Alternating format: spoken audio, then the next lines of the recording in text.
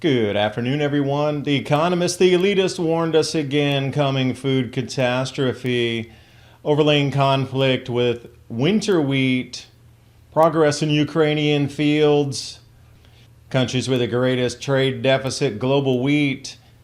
These 15 are going to have problems moving into harvest season. Food insecurity map overlays on that. And to address social unrest, import taxes on grains going to drop globally. Wheat tour, spotty drought stress stand, U.S., $7 gas in San Francisco.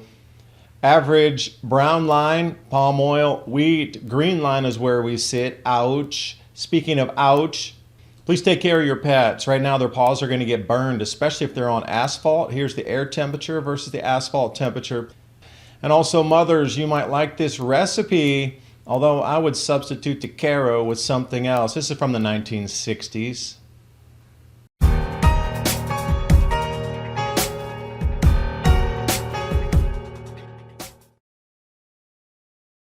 Sell in May and go away. Crash is king, as the sell-off in the stock market has crushed Americans' IRAs and 401ks.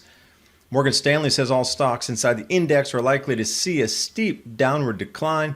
Deutsche Bank and Citi are predicting a major recession. Barron's and Lawrence Lepard betting that gold hits 3,000 in the next 2 years. Russia, Saudi Arabia, and China are looking to diversify out of U.S. dollar-denominated assets. And now Russia demanding payment for natural gas in rubles. So could this spell the end of the U.S. dollar as the global reserve currency? Call the Patriot Gold Group today before it's too late. Patriot Gold Group has the no fee for life IRA, where your IRA or 401k can be in physical gold and silver, and you may be eligible for the no fee for life IRA on qualifying rollovers. Call 1-800-356-4470 for a free investor guide today. And with the knowledge that Patriot Gold Group is Consumer Affairs' top-rated IRA gold dealer from 2016 to present, click on that link in the description box below.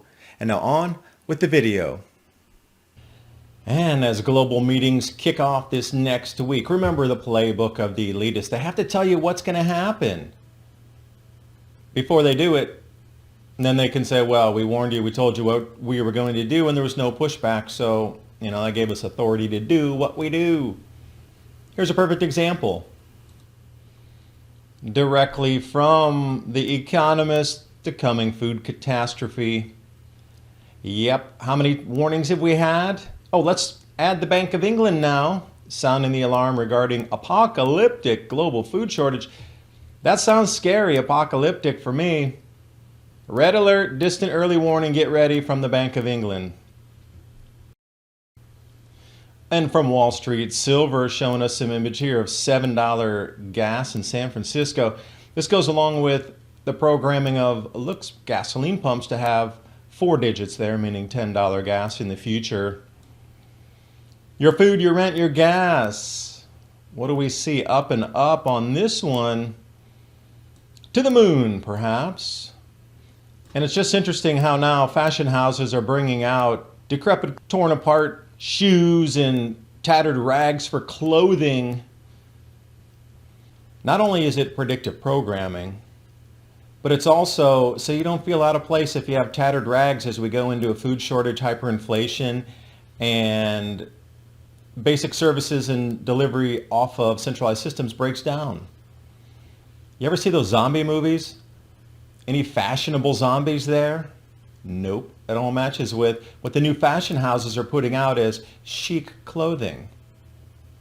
Take it 2 ways. A way for the elite to disguise inside the starving masses with the same kind of torn apart clothing, or they're sending you the message that it'll be all right to be incredibly poor and homeless and wandering streets and countryside, scraping the earth for grasses to eat to stay alive with your family, because that's what you look like 2 months into it, especially if you don't have any way to wash the clothes and you're wearing them day after day, the same pair. And if there's any judge of history and cycles, that white line is going to scream to the moon also well above 200. And as we see traditional stocks heading downward, it's the inverse commodities. Now I have it on good authority that when the corn futures contracts come due in the harvest season, there's going to be more takers on physical delivery than there will be actual physical supply. This is going to make that white line move higher, but it's also going to break the markets. So look for something gargantuan around harvest season in the markets. And you can start to do the Rubik's Cube and put some pieces together here as to how it's happening and can we forecast out through the next few months? Of course you can. Let's take a look at the Ukrainian winter wheat planted overlaid with the areas of conflict over on the east. So it looks like the dark shaded with the red lines through it. If we start to add up the wheat production coming out of this area, now remember this is winter wheat. So they planted it prior to the springtime here. It was planted last year, it emerged, now they're getting ready to harvest. It wasn't planted this year, so there was enough fertilizer, and B, there was no conflict, so they were able to plant the entire area.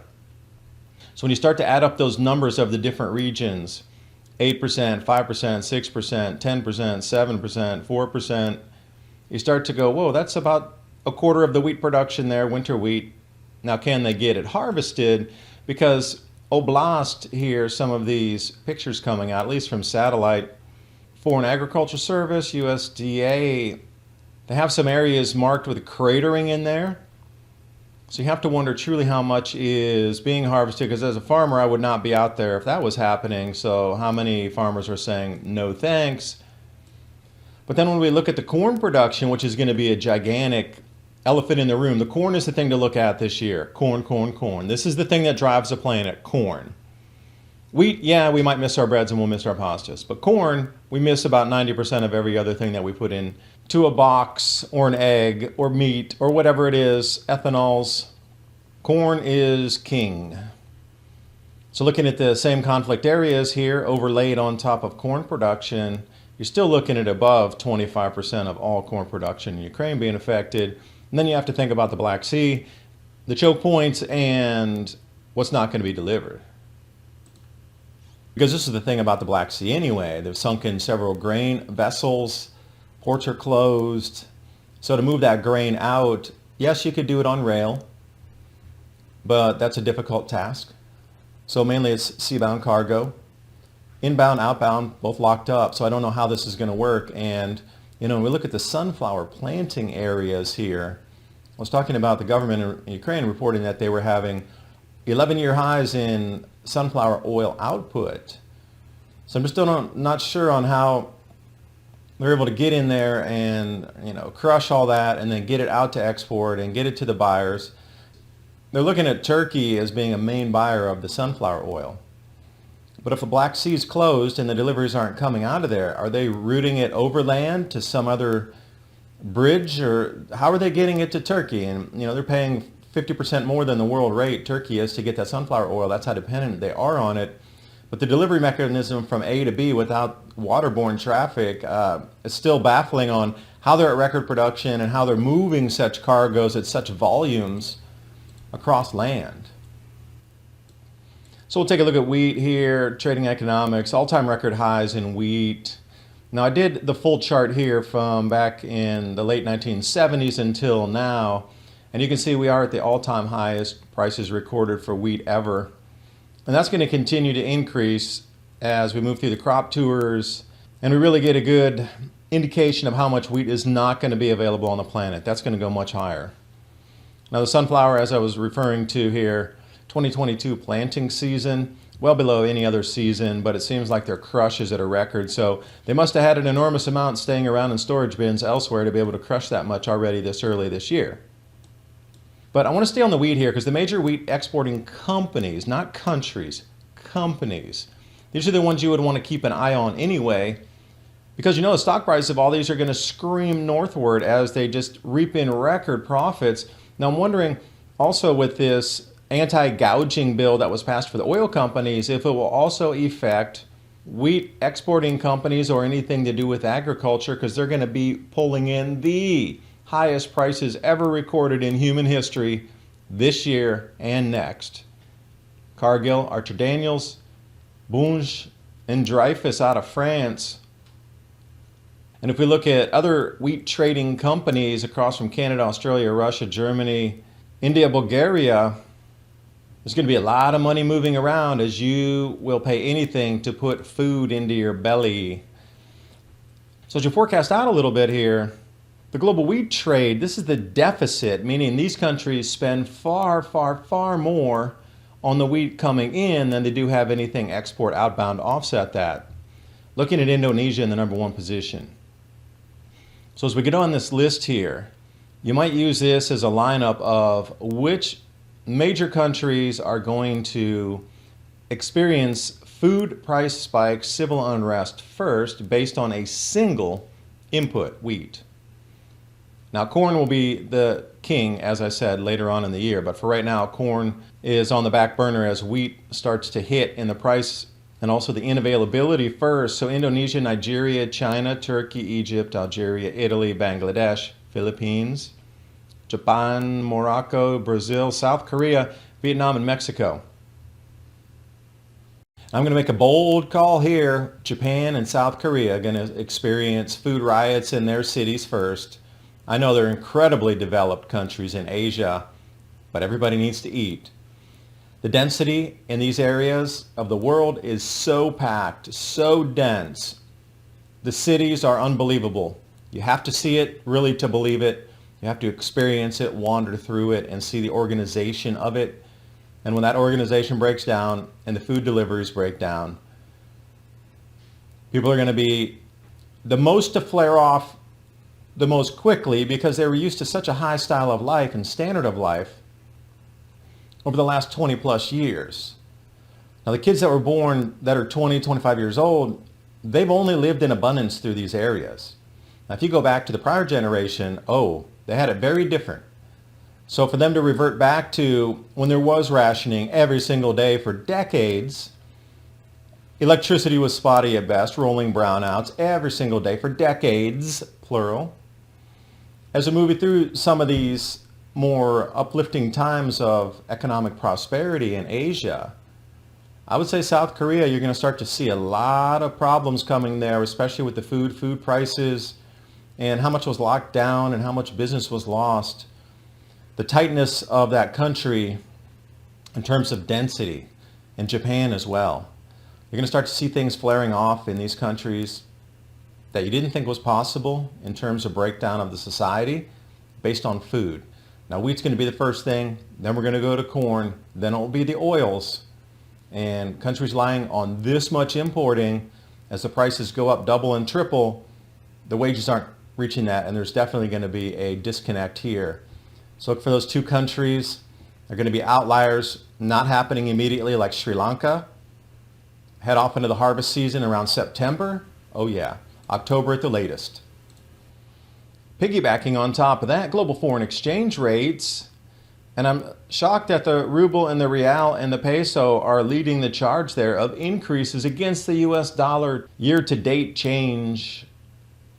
But if you go to the very bottom, you start looking at the losers of this foreign exchange rate. Egypt, Japan, South Korean won about halfway up there. So as we look at the decline in the purchasing power along with the increases in inflation in the food side, this just amplifies the pricing in these nations. So I want you to overlay this on top of the previous chart of the trade deficit in global wheat. You get a good indication of where we're going to go to and which countries are going to have the biggest effects first. I found this interesting chart here off the United Nations Food and Agriculture Organization, the FAO. So it's the calorie import dependence. So what this means is each calorie that a person eats through the year or the week or the day, however you want to break it down, those calories are from how much of imports. So the red, 75% of all food eaten and all calories in the belly are from imported food from another country, meaning they don't grow it in their own country, they have to buy it and bring it in from another country.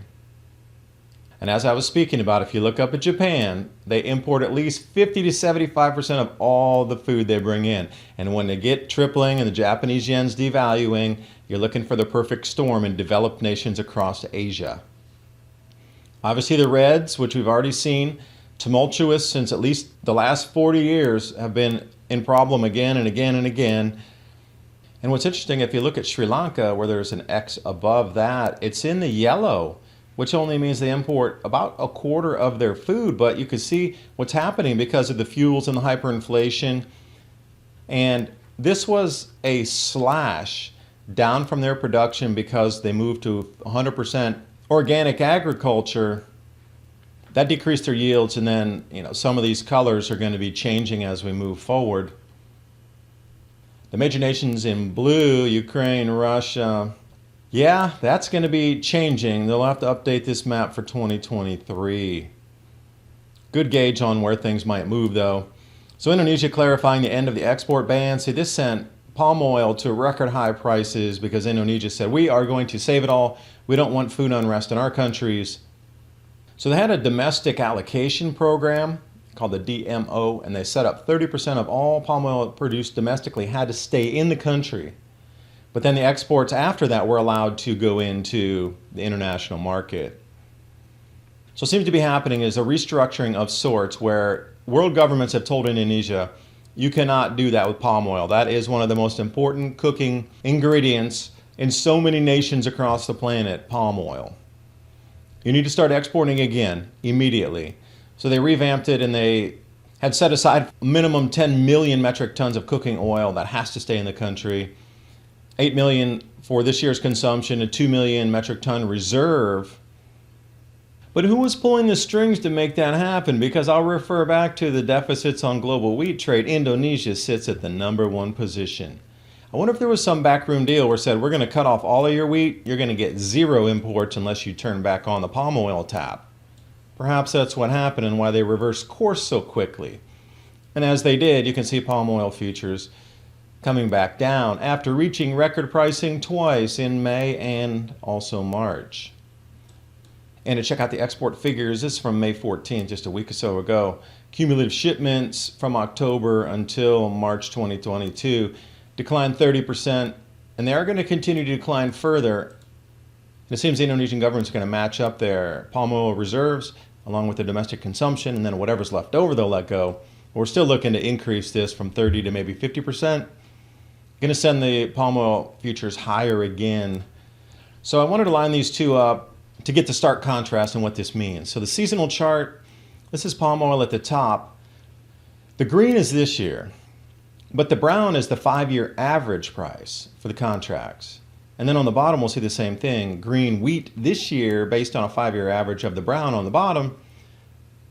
That's a stark contrast difference. That's a 3x increase for palm oil and a doubling of wheat.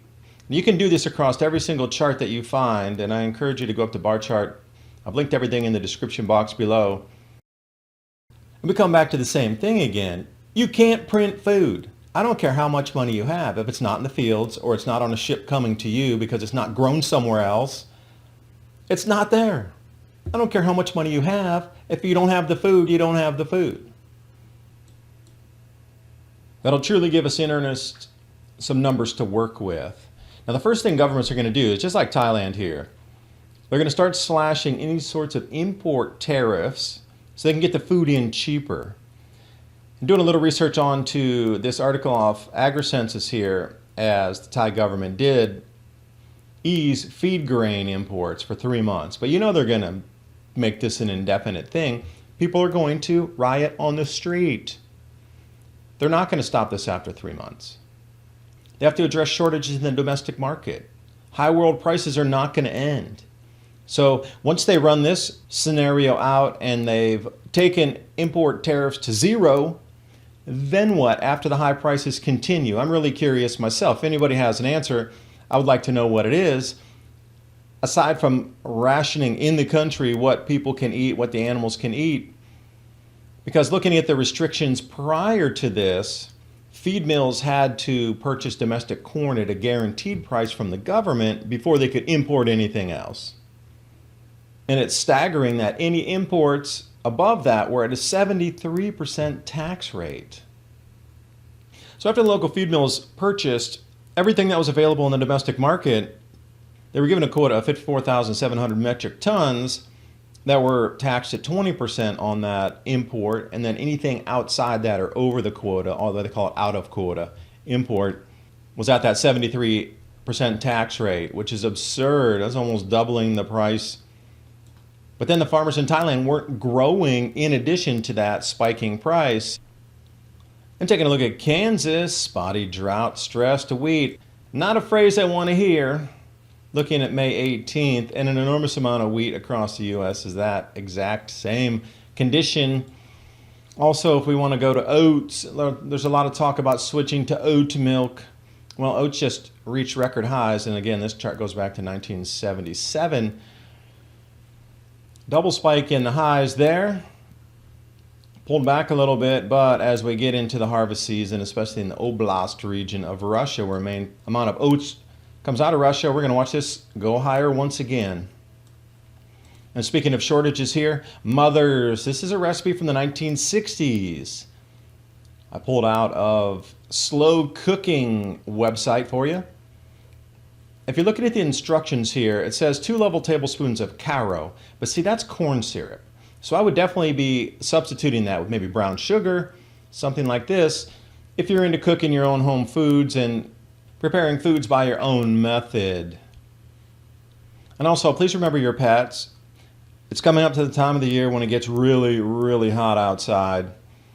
And with the UV cranking these days, with the changes in the ultraviolet spectrum off the sun, things are becoming even hotter than what is here on the asphalt temperatures. Like if you couldn't walk on it barefoot, your pets can't either. So the air temperature might only be 77 degrees outside Fahrenheit, but the asphalt's going to be cooking at 125. And then air temperatures, imagine if it's 100 degrees air temperature, that asphalt is going to be, in the 170 degree range, which would definitely put blisters all over your feet. Well, your dogs, cats, chickens, or whatever you're going to walk with are definitely going to have problems in under a minute on their paws. So keeping that in mind, and also as we get through these incredible food price rises and unavailability near the end of the year, you're going to want to think about storable foods. My Patriot Supply and Adapt 2030, 3-month emergency food supply, 25-year shelf life. That'll help you avoid the chaos so you can sit back and ride out the situation for a while until it's safe enough to go out into the cities or food purchase points again. I do thank you for watching. Hope you got something out of the video. Please share with your friends and family to bring them into the conversation. I linked everything in the description box below, so if you say, hey, sister, mom, dad, brother, uncle, aunt, whoever it is, I saw this guy's channel and he had all this information about food prices. Well, I put all the links there so you can go get the exact charts yourself. And some of those price charts are going to be changing by the day, so you just bookmark those and then you can come back and find what the prices are. But these are real helpful. Instead of just words to explain the problem, if you can show them in imagery, they might actually start to think about it in a different fashion. Like, yeah, we do have a problem. Maybe as a family we should sit down and talk about this for a minute. These problems are real. They're not going anywhere. They're here. They're here to stay. And as we started with that first image from The Economist magazine, you've been warned. You already know what the game plan is. There's going to be food shortages. The gears, levers, and knobs of our centralized systems are being turned off one by one. So summertime, the crop tours. The next month, end of June, we'll get the really good indication on did farmers plant like they intended to or did they not. Very solid numbers by the middle of June, and then the crop tours coming through July and August will lead us into the chaos and the fear of harvest season 2022. If you haven't gotten ready by that, I'm truly going to say it's too late for you. Yeah, if you haven't gotten everything in play in the next 2 to 3 months, you're not going to, and you're going to be at the behest of whatever happens, and you're going to get dragged through the broken glass. See you next video. Bye for now.